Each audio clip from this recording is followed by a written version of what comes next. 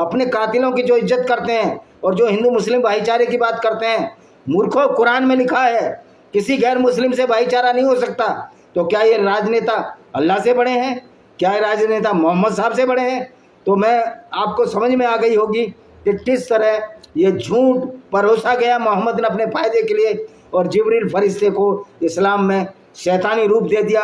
वो सारी ऐसी आयतें लाया जो दुनिया के खून खराबा, दुनिया को कत्ल गारत के लिए आमादा हैं, आज भी आमादा हैं। आज हर जगह दंगे हो रहे हैं, गोधरा में जंदे। और जो ये कहते हैं कि हम आई लव मोहम्मद, तो मोहम्मद को लव करने वाला वही हो सकता है जो मोहम्मद की बातों को समर्थन करता हो, यानी लूट मार को समर्थन करता हो, और उसमें से 20% हिस्सा पैगंबर मोहम्मद लेते थे। दूसरों की औरतों से, गैर मुस्लिमों की औरतों से बलात्कार का संबंध करता हो। तो आई लव यू मोहम्मद वालों पर FIR बिल्कुल ठीक हुई है। जो मूर्ख ये कह रहे हैं कि आई लव मोहम्मद कह सकते हैं, एक सरदार जी भी थे। मैं मूर्ख उस सरदार से पूछना चाहता हूँ, क्या तुमने कुरान पढ़ा है? क्या तुमने इस्लाम पढ़ा है? आई लव यू मोहम्मद का मतलब है कि वो मोहम्मद की विचारधारा को समर्थन करते हैं, और मोहम्मद की विचारधारा गैर मुस्लिमों के खिलाफ है और लोगों को कत्लो गारत कराती है, गैर मुस्लिम औरतों के साथ बलात्कार के लिए उकसाती है। तो आई लव मोहम्मद करने वाले भी अपराधी हैं, क्योंकि मोहम्मद की विचारधारा खुद अपराध शास्त्र है। कुरान एक क्रिमिनोलॉजी की किताब है। सड़कों पर उतरो तो गैर मुस्लिम भी सड़कों पर उतरेंगे। अब वो ज़माना आ गया है कि हम विचारधारा से लड़ने के लिए तैयार है। तो दोस्तों, आपको कमर कसनी होगी। अगर अगली पीढ़ियों को बचाना है तो आपको इस विचारधारा के खिलाफ लड़ना होगा।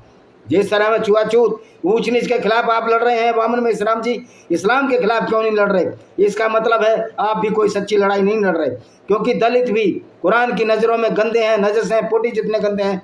उनके साथ, औरतों के साथ भी वही किया जा सकता है जो और हिंदुओं, यहूदी या किसी गैर मुस्लिम के साथ किया जा सकता है। ये तुम्हारा जो पाखंड है, दलितों के लिए लड़ना लेकिन इस्लाम की आलोचना न करना। जब भी बाबा अम्बेडकर साहब ने इस्लाम के बारे में सही सही कह दिया कि ये विचारधारा तो बहुत खतरनाक है, पूरी दुनिया के लिए खतरनाक है। इसलिए अम्बेडकर साहब चाहते थे कि सारे मुसलमान यहाँ से जाएं और सारे हिंदू पाकिस्तान से इधर आएँ।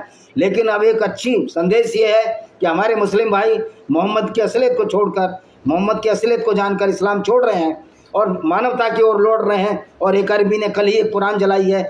मैं उनके लिए तहे दिल से धन्यवाद देता हूँ कि मानवता की रक्षा के लिए एक बहुत बड़ा कदम है जो कुरान जलाकर ये संदेश दिया है कि इस कुरान को अब हम मानने वाले नहीं है।